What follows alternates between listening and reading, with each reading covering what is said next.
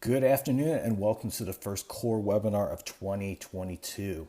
I'm Trident's Marketing Communications Manager, Daniel Sloan, and we're excited to be bringing you today's Culture of Research and Education webinar, a case study exploring the motivations of acquisitions, logistics, and technology non-commissioned officers in the Army Contracting Command.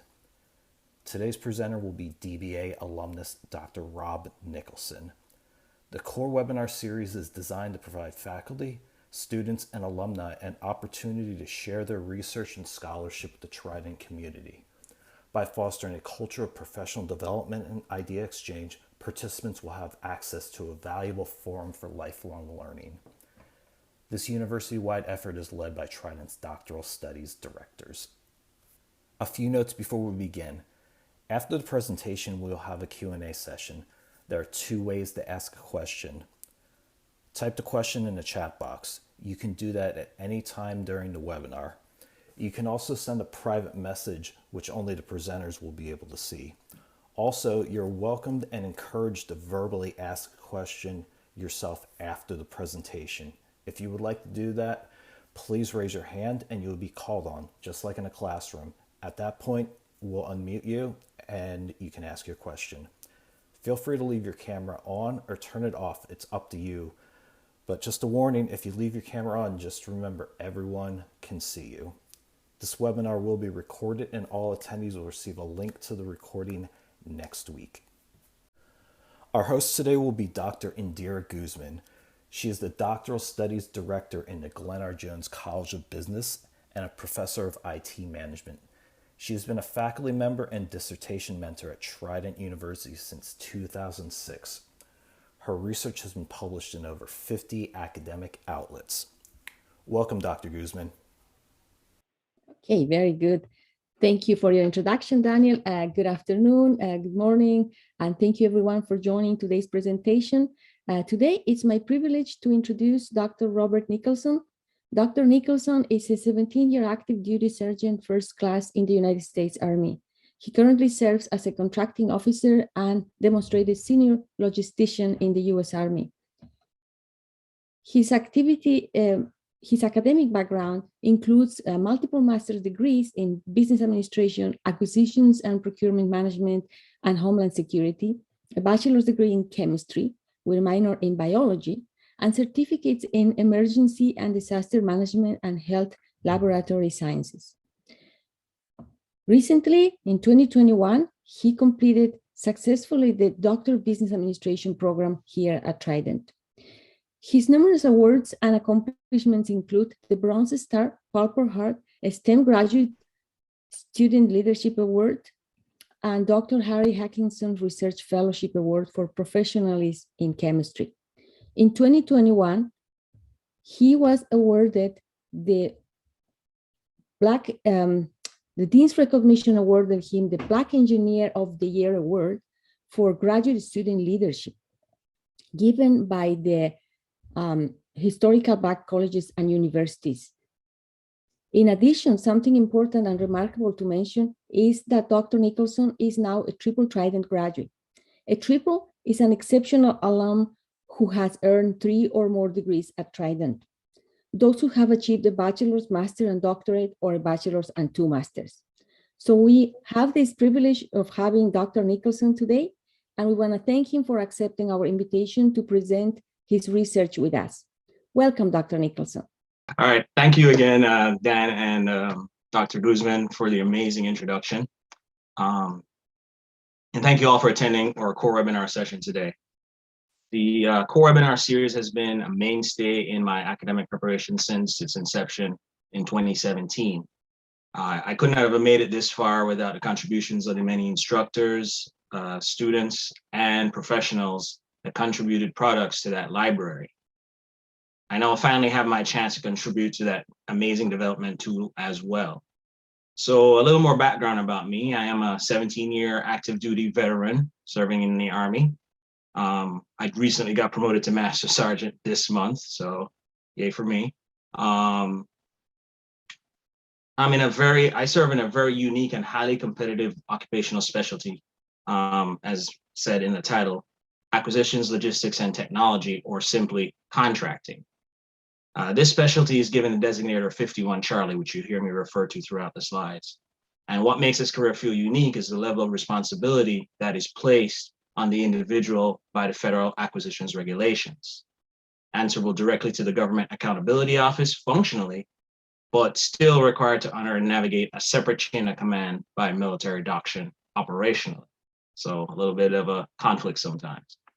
While this group of individuals comprise an extremely small amount of the Army itself, they represent an exceptional return on investment on the part of the Army based on how much they spend to train these guys relative to their government civilian counterparts. They not only operate in the continental United States, but are deployable to combat, humanitarian, or any mission required supporting any US agency or allied government at a moment's notice.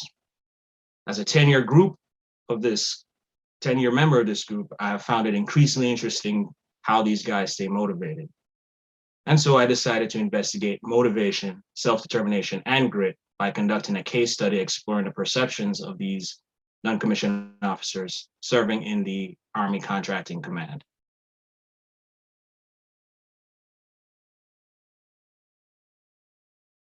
So the Army Contracting Command, or ACC as I refer to it in short, supports logistical military readiness to enable combat support and manpower projection globally, which means we get stuff to where it needs to be, and that's everything. It does so by providing expeditious contracting solutions for the acquisition of supplies, services, and construction to accomplish the mission of the United States Army, Joint Service Branches, and other federal agencies. So all regular Army active duty 51 Charlie NCOs begin at the rank of Staff Sergeant, which is mid-career. They're constantly providing worldwide logistical acquisition support throughout all sections of operations. And within that regard, their deployment tempo to meet and support these needs remains significantly higher than most civilian counterparts and other military occupational specialties.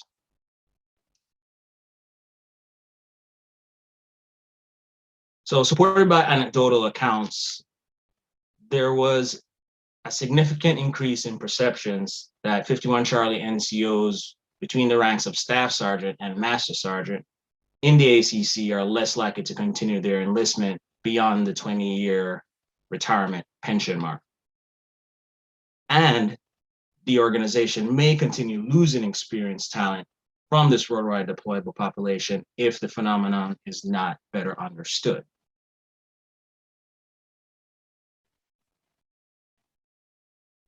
So, formulating our problem statement, it is not known if intrinsic motivation, IG motivators, and grit influence the decisions of 51 Charlie non-commissioned officers to complete at least 20 years of military service. And I designed my research question to figure out how.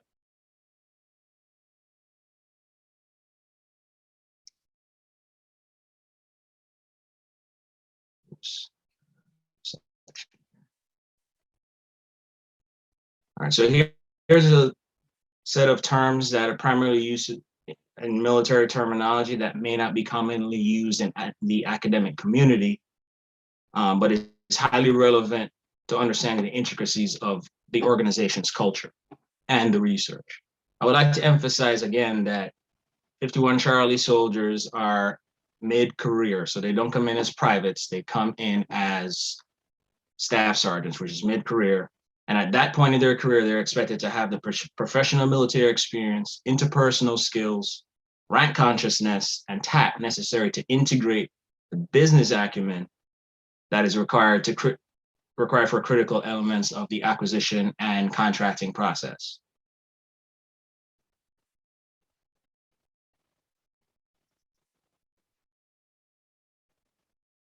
So for the conceptual background, the major theoretical foundations of the study were hierarchy of needs, dual factor theory, grit theory, and self-determination theory. Hierarchy of needs and dual factor theories provide insight into the type of motivations at play, as well as how much they impact the soldier's decision. Grit theory provided insight into the likelihood to reenlist and stay or leave through identifying their perseverance, as well as their passion for the work they do.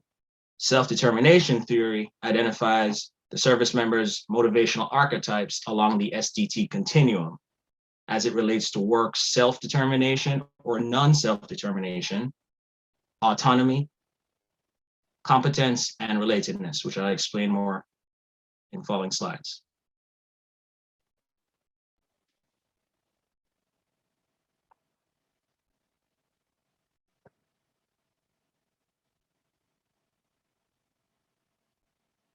The impacts of the study take the form of both scholarly advancement and practical implications for the organization and personnel. It lays a foundation for future quantitative and mixed method studies and fill a gap in motivation theory. The study provides insight into the likelihood of re-enlistment in the MOS benefiting the organization through targeted talent management and retention initiatives. And it also maximizes the return on investment for the significant expense funding the training of these soldiers, courtesy of your tax-paying dollars.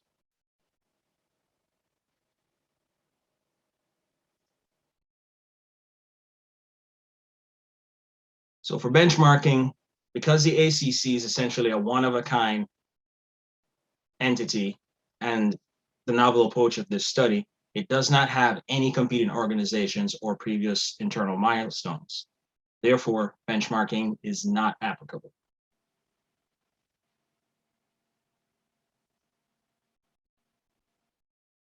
We're going to explain the theoretical foundations in a little more detail. So, given the exploratory nature of this study, 4 motivation theories were selected. Abraham Maslow's hierarchy of needs explores the achievement of basic satisfactions and intellectual desires, namely physiological, safety, love, esteem, and self-actualization. Frederick Herzberg's dual factor theory identified 2 basic sets of needs: the presence of intrinsic motivators and the absence of extrinsic hygiene factors, which affect different outcomes on employees, but may not necessarily influence each other. So as you can see, Herzberg's motivators and hygiene factors correspond with Maslow's self-actualization, esteem, and physiological needs, safety, and love, respectively.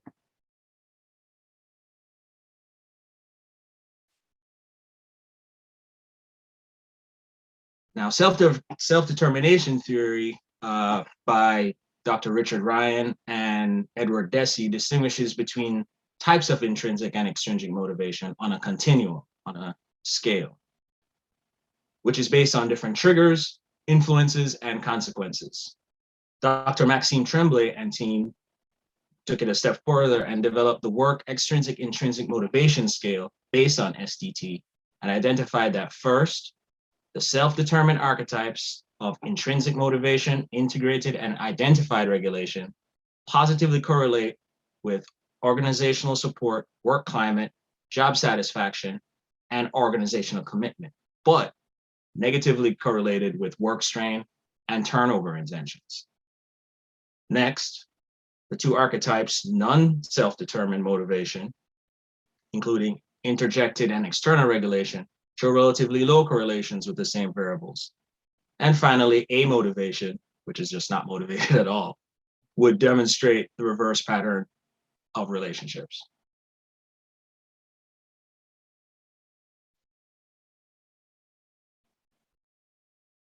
Finally, grit. Dr. Angela Duckworth's grit focuses on individuals' perseverance and passion for long-term goals. It evaluates the ability to maintain sustained focus and effort throughout an extended period, despite failure, adversity, or plateaus in progress. This was found relevant in several of our studies on military organizations and personnel, such as the Army West Point Academy and Army Special Forces.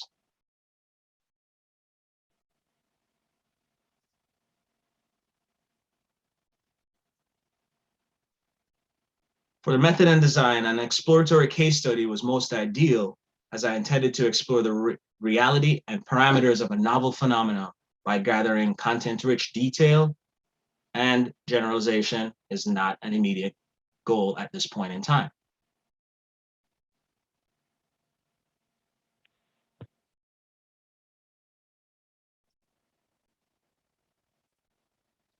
So target population and sampling. So as implied in the title of the study, the target population was this MOS 51 Charlie personnel within the Army Contracting Command.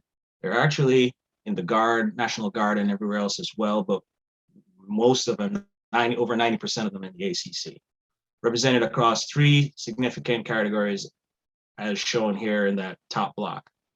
Staff sergeants, sergeants first class, and master sergeants actively serving, ETS, a term we use for those who separated from the military before 20 years, and retired, those who completed 20 years or more and then retired and then got out.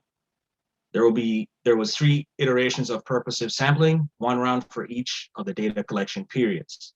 The sample size was expected to be 15 participants minimum for the questionnaire, ideally an even spread of 5 participants along each category for greater granularity and representation.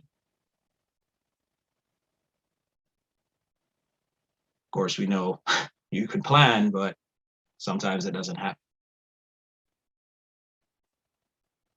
Okay, very important, ethical considerations. So key considerations respected included university IRB training completion prior to data collection, employment of email encryption and data storage anti-intrusion countermeasures, and focus group confidentiality, whereas as a requisite of participation, participants were instructed to not share their identities or items of discussion outside of the focus group itself.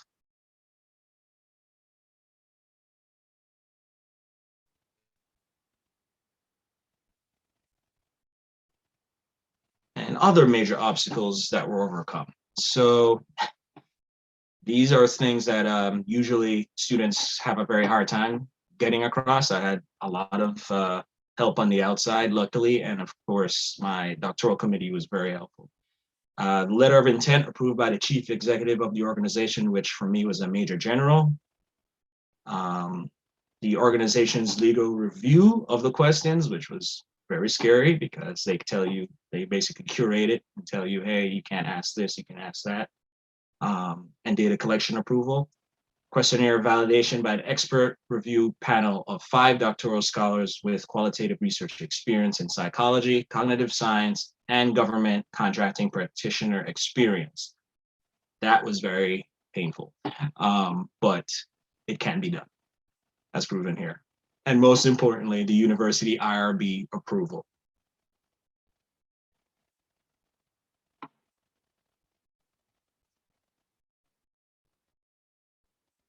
Data collection comprised of 3 phases or steps. The qualitative questionnaire, which is derived from the GRIT 12 item scale, and WEAMS, work extrinsic intrinsic motivation scale. Semi-structured interviews of questions framed based on the theoretical foundations to assess motivational influences and impacts. And finally, like I was just saying before, a focus group allowing facilitated discussion between individuals of high grit and intrinsic motivation archetypes. The questionnaire was sent out by encrypted email, and the semi-structured interviews and focus group was completed by Zoom video conferencing for COVID-19 precautions.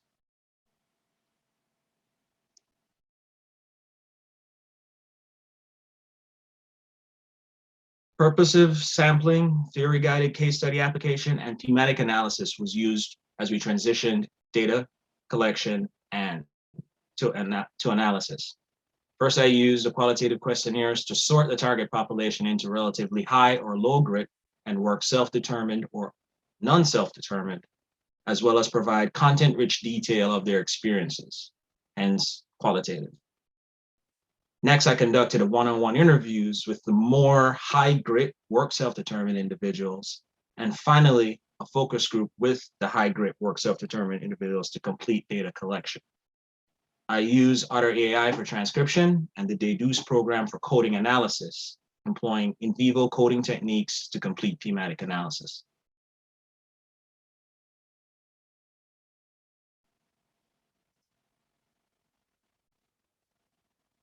The qualitative questions were, like I said, derived from the Weems and Grit instruments for archetype identification. This supports examination of results by thematic analysis and triangulation. Now, triangulation is a vital aspect of qualitative research as it refers to the use of multiple methods, data sources, theories, or investigators to develop a comprehensive understanding of a phenomenon. While both the semi-structured interviews and focus groups are used to explore dual factor experiences and basic needs, the qualitative questionnaire surveyed perceptions across all categories and archetypes.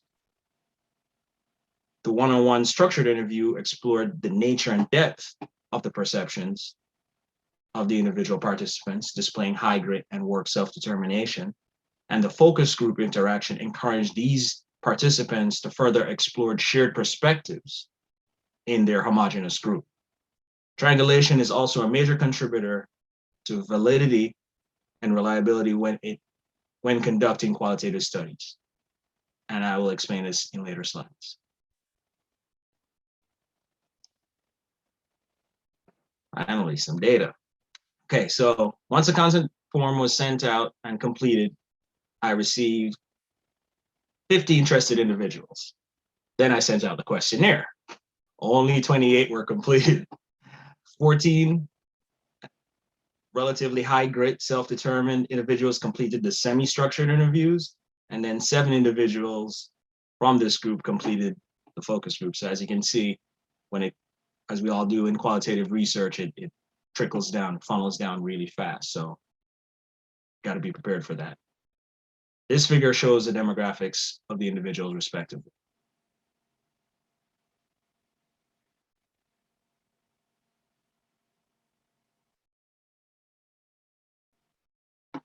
So here's a deeper demographic survey of the individuals who participated in the study. Characteristics used included professional achievements such as education level or certification level, which is called DIWEA certification for that particular field, and experience such as time in service, total time in service in the military, or specific MOS experience, time doing that particular job. As you can see here, there's a lot of high achievers in this field just due to the nature and weight of responsibility that's given regardless of rank.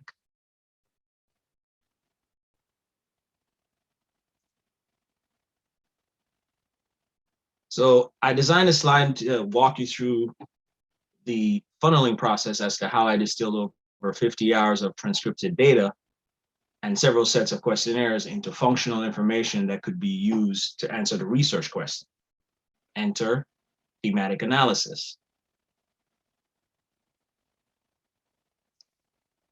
So, as you know, thematic analysis organizes data into rich detail by identifying, analyzing, and describing patterns or themes within transcripted data. Further analysis allows a researcher to investigate and interpret various aspects of the research topic. After transcription and coding, I used the Braun and Clark's 6-step method as shown here. This approach was first applied inductively, where codes were derived from the interviews themselves, followed by theoretically to explore alignment and triangulate between pre-existing theories.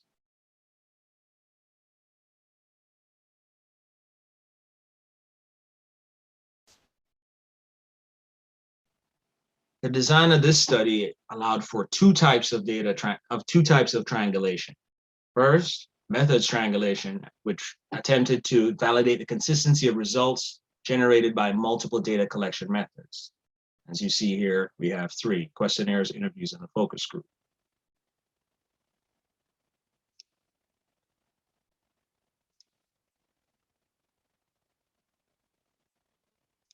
Sorry. As well as theory, as well as theory triangulation, which uses multiple perspectives to interpret the data. For instance, analytical frameworks related to motivational theories such as SDT, dual factor theory, and hierarchy of needs.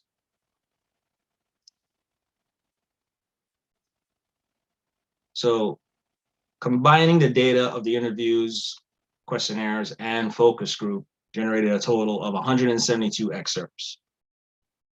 These were then categorized under 5 organized themes identified through coding and thematic analysis.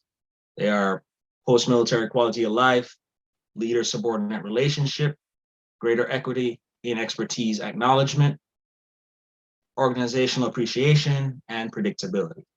We will discuss these in future slides.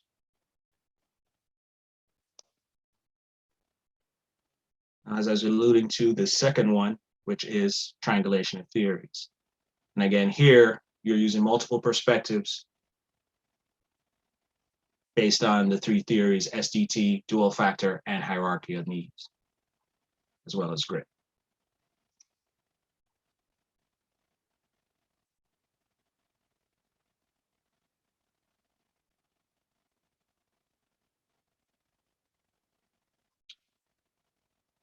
As I said, these themes stand by themselves holistically. However, to add credence to the problem statement of our study, I needed to go deeper to explore the presence of, if there's a presence of a true concern or lack thereof.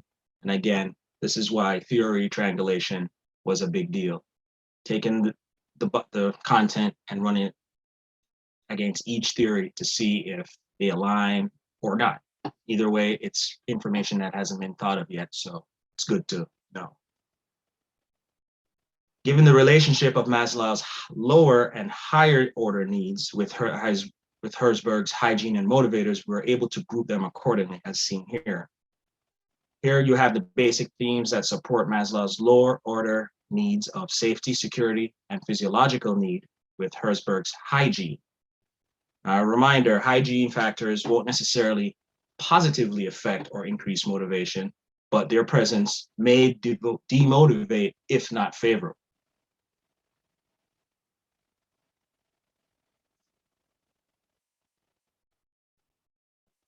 And Maslow's high order needs of esteem and self-actualization with Herzberg's motivators here.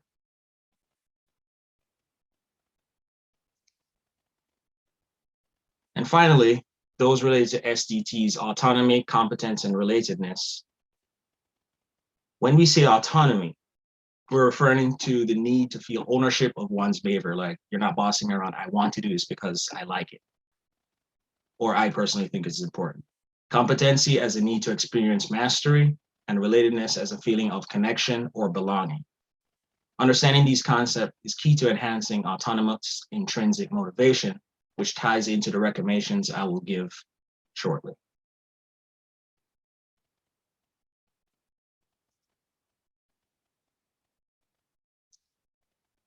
So based on the 5 themes, we were able to address the research question and the problem statement. Our findings suggested that the decisions or intentions of 51 Charlie NCOs to continue service in the organization up to and beyond 20 years of service are based on how they perceive the external factors of the organization.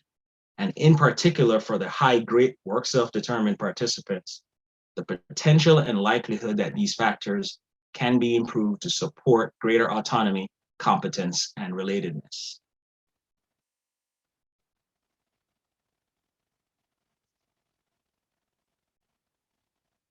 So with the research question answered, now what? Well, the military mantra is that you should never approach leadership with just problems without ideas of how to fix it. So resulting from the hearty, facilitated discussion in shared perspectives on the issue, the focus group participants developed 11 ranked areas in which they believe would best support their needs as well as the organization.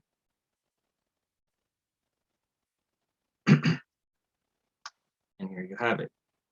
The 2 top ranked attributes were an overwhelming desire for opportunities towards greater autonomy and competence, relatedness expressed by leader-subordinate relationships, and expressions of trust and equity or fairness from the immediate leader or commander was also a prominent response. Both aligning with SDT theory known as cognitive evaluation. And that's where autonomy, competence, and relatedness come.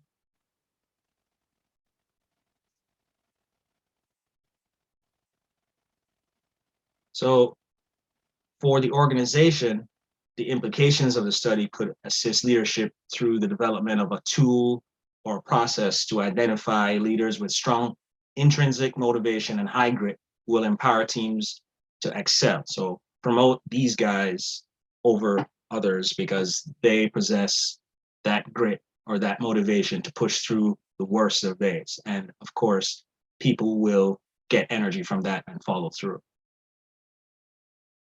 And also, areas not previously known could be addressed to nurture motivation in the workplace and increase retention. This is both of these are applicable in civilian and military organizations alike.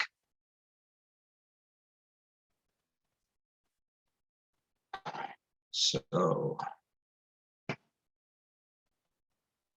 let's go into the implications a little bit deeper. So an organization's perceived relationship with the subordinates is manifest in their relationship with the leaders as perceived by the subordinates. So basically, if the subordinates believe they are just being managed by a boss versus motivated by leaders, how far do you think they'll really go for you, the leader, or the organization?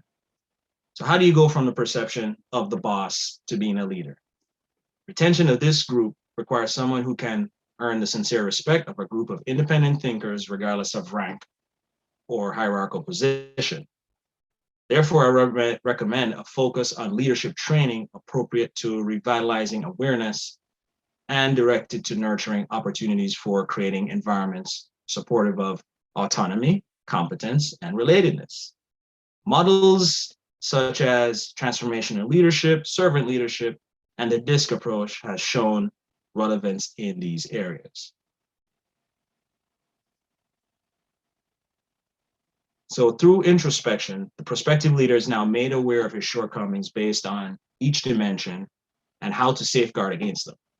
One such popular modern approach is the DISC method by Dr. William Marston, which uses an assessment to determine the prospect's leadership personality trait and provides guidance accordingly on how to improve based on their position, which include pioneering, energizing, affirming, inclusive, humble, deliberate, resolute, or commanding.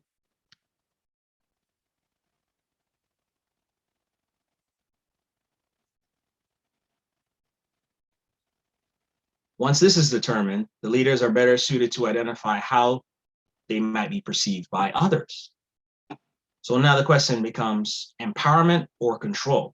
Well, Macy and Schneider in 2008 explained that beyond simple satisfaction within an employment arrangement or basic loyalty to the employer, engagement is about passion and commitment, the willingness to invest oneself and expend personal discretionary effort for the employer to succeed. This aligns with Bass's 1985 conceptualization of transformational leadership that aims to produce inspirational motivation, intellectual stimulation, idealized influence, and individualized consideration.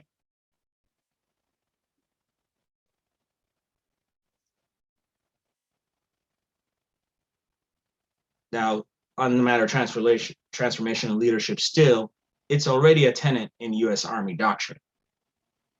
And it involves assessing individuals' motives, satisfying their needs, and valuing them, which are critical components of supporting individuals to achieve trust and ultimately a feeling of belonging, relatedness. However, more intensive training on the 4 dimensions may be required currently to revitalize awareness in the military.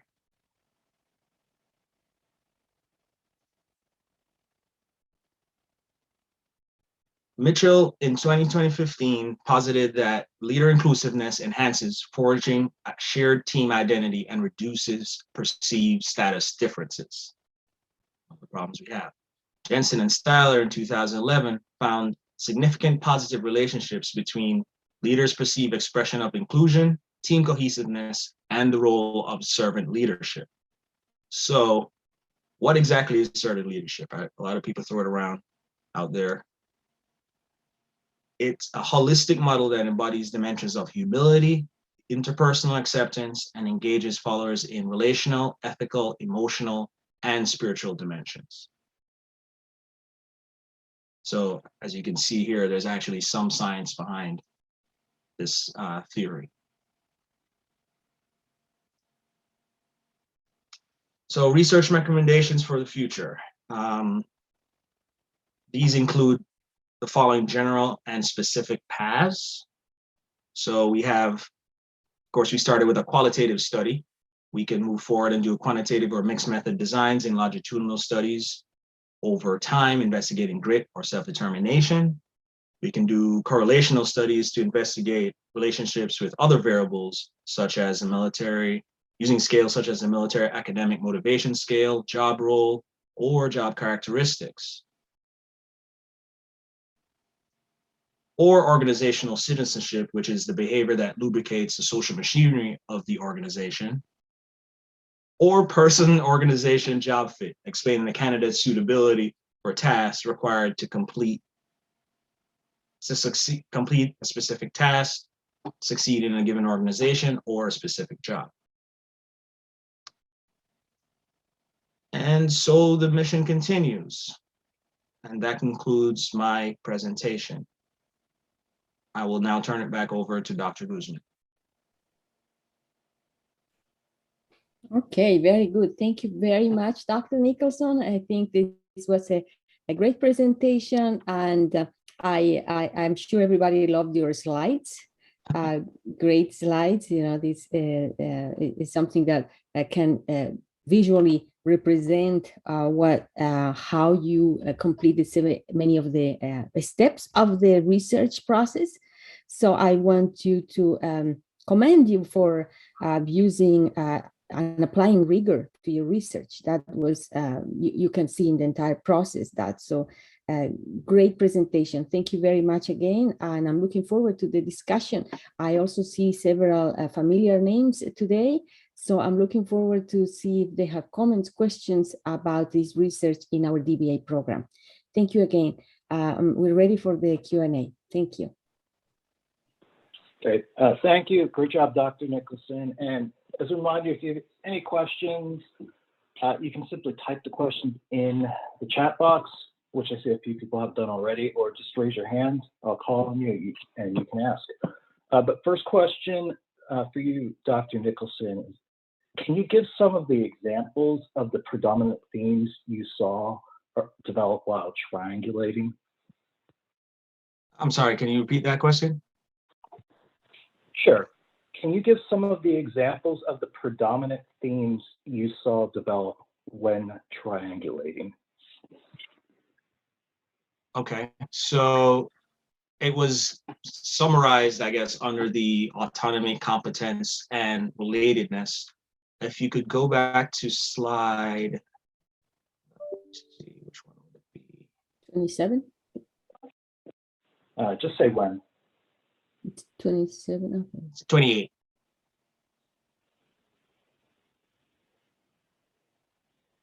Yeah. Yep, there it is. Go two forward. Correct. So what happened and how I went from the themes here into the motivational theories was, like I said, I applied these inductively and pulled these themes out. On the left side, you'll see the basic themes, which are basically when you go through your excerpt and you search for, you know, similar conversation, so to speak, or conversation pieces. Then you kind of have to wordsmith it and organize them into a higher level theme, according to Braun and Clark's 6-step method.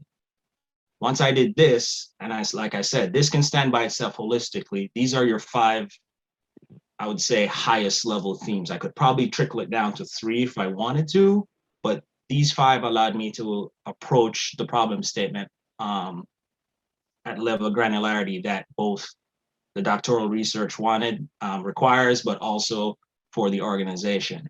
If you go forward to the slides where I was talking about Maslow's hierarchy of needs, and yes, so here it's the same basic themes, but now I'm trying to find relationships with the theoretical frameworks, or the theories. So that's where I go back, I take the same basic themes and I trickle over everything I know about these theories to see if they connect, how they connect, Are they, refuting, or are they supporting?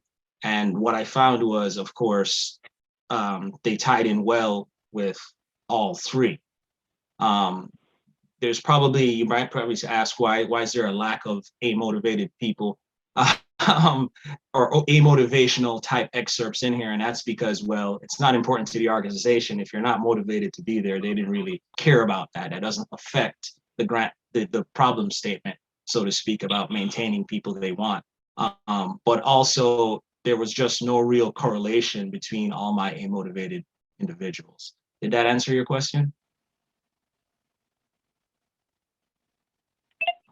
Great, thanks. And I guess we'll find out, but the same person actually has another question for you, Dr. Nicholson. And that is, did you have instances where themes developed that you were not expecting? So, not really. Again, because this was a theory-guided case study, it had a little bit of a lead-in, and people were like, well, you probably did it deductively. So in the first case where we did the qualitative questionnaire, yes, I did find some themes that I did not expect. But as I trickled down, those themes were coming from the low grit, non-work self-determined group. And of course, that was mostly the group that was saying, they could give us more money. And, it was very superficial. So it was very difficult to carry those forward because they were all over the place. Whereas a high grit, intrinsically motivated group, they would say basically the same thing. They would just, the context would be different. So yes, I did come across some, but it did not make it to the final cut as to how to improve the organization and support intrinsic, extrinsic motivation.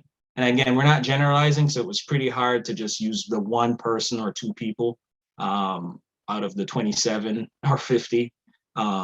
So it was difficult, but no, definitely going to find themes that pop up out there. But if they don't make the cut as far as how often you see them, you only hear it once or twice, it's not going to make the cut as to how prominent, your thematic analysis is when you come down to your top 5 or top 3, depending on what you want to do. I hope that answered your question. Great, thank you. And you got a thumbs up on the first question's answer. So next question for you, Dr. Nicholson, is coming into the program, were you aware that this is what you wanted to research for your DSP, or was there a lot of kind of back and forth and whittling down a list of topics? Oh, that's a very good question, and Dr. Guzman is laughing because she knows I was probably the most annoying candidate she's ever met. Oh no, but yes, I whittled down a lot. When I initially did Doc 600 and I threw something out there, I have a little journal that I keep, and this has morphed so much from Doc 600, it's not even funny. Even at Doc 700, I mean, once you go from Doc 600 to 700, you realize you have no clue what you're doing. And that's common across everything. If you knew what you're doing, Doc 600 to 700, then you're a superstar, you're a genius. But most of us morph and change and get mad at ourselves and feel like we almost want to quit. And we say, no, we're going to push through it. And you get to Doc 700 and you think it's over, you think you know. And I had the same situation again, where in Doc 700, I started to put stuff together, and my doctoral committee of Dr. Lunsford and Dr. Linsky said, yeah, you still can't use that, because initially I wanted to do a mixed methods using the scales with Likert scales. And they were like, even if you're using Likert scales just to achieve data and you're not doing any statistics, it's still a mixed methods. And I don't think you want to go that route. I think you want to keep it qualitative. As such, we had to go back to the drawing board. I'm sweating bullets because I'm in 701 now, and I'm like, oh my goodness, I got to rewrite my entire methods and design. And it was really figuring out a way to make those scales qualitative, which is where the expert review came in.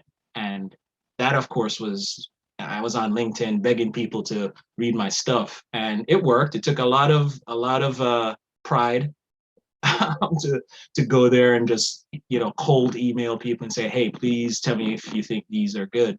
And I eventually got 5 people, and yeah, it was a definite growing experience. I would never have expected it to change as much as it did, but I'm glad I stuck through it. Trust the process.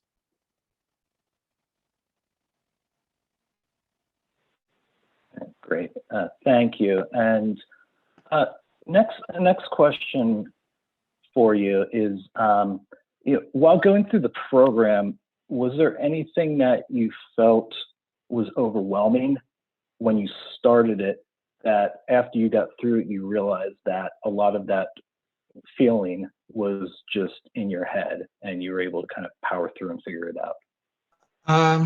Yeah, another great question. Yes, everything. We all know in the DBA program, Dr. Linsky is the gate guard. He is a very, very good instructor. But by the time you get to Doc 700, again, I fall back to my previous thing where you thought after 600 and you change your mind so many times you get to 700, you do your prospectus, your proposal, and then you're like, wait, I still gotta add, or, I don't have enough content, or no, you totally have to change your methods and design because it just doesn't fit. And it was only because of him being hard that I was able to get this much rigor. At first I was like, man, this is just too much. How is anybody else doing as much work as me, is how you're gonna feel. And then, at the end of it, you're like, oh, I'm glad I did that because I can explain every angle of this process. Oh, and I have enough now to, not get past my page count. That's a joke. But you have so much going through all those back and forths, you're better able to defend your proposal by the time you get to Dr. Guzman, your committee, at the end of the program. And I was more than prepared after going through that gauntlet of 700. So don't run away from it. It might feel impossible, but it's necessary.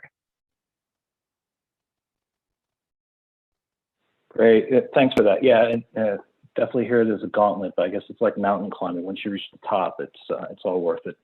Oh yeah. So, Can I? Dr. Guzman? Yes, I just wanted to. I like it how you mentioned that it was Dr. Linsky served as a gatekeeper. I think you're referring to Doc 690. So correct. So Doc 690. Doc 690 is kind of is that's the objective. Right. So Doc 690 was where you're almost done, and you're like, ooh, I'm in the 700s now. But that's when you arrive in the 700s, and you're like, wait, what? I might still have to go and revise again, because you thought you were done at 690, and it's still Dr. Linsky. And, he comes back and he's like, yeah, you were great for 690, but this is 700 now. So it ramps up. That's like a big jump, I think, for most people. And you have to kind of just, I know this is going to sound like a pun, but you just got to grit your teeth and keep moving forward. Because you have it, it's just now you have to make it make sense.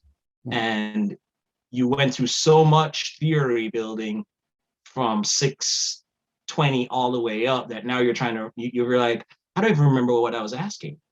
And that's where now he's like, okay, so what? And I'm like, but Dr. Linsky, you made me go through all these theories and everything and do all these searches, and now the so what?